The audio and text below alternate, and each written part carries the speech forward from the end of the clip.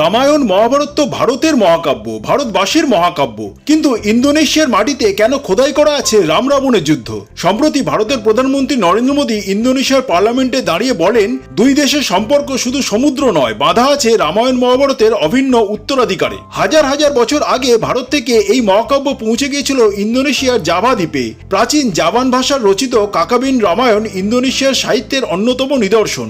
ইন্দোনেশিয়ার ঐতিহ্যবাহী পুতুল নাচ ওয়াওয়াং কুলিতে জীবন্ত হয়ে ওঠে রাম, সীতা, রাবণ। মুসলিম প্রধান এই দেশের সরকারি বিমান সংস্থার নাম গরুর। সামরিক বাহিনীর প্রতীকে রয়েছে হনুমানের উপস্থিতি। এমনকি রাজধানী জাকার্তায় রয়েছে শ্রীকৃষ্ণ ও অর্জুনের রথের বিশাল ভাস্কর্য। ইন্দোনেশিয়ার জাভা দ্বীপে অবস্থিত প্রাম্বানান মন্দির হলো ওই দেশের বৃহত্তম হিন্দু মন্দির কমপ্লেক্স। এটি মূলত ব্রহ্মা, বিষ্ণু, মহেশ্বরের উদ্দেশ্যে উৎসর্গীকৃত। এছাড়া ইন্দোনেশিয়ায় অসংখ্য হিন্দু মন্দির রয়েছে। তাহলে এখন প্রশ্ন থেকেই যায়, রামায়ণ বা রাম কি শুধু ভারতবাসীরই আরাধ্য, নাকি গোটা এশিয়ার?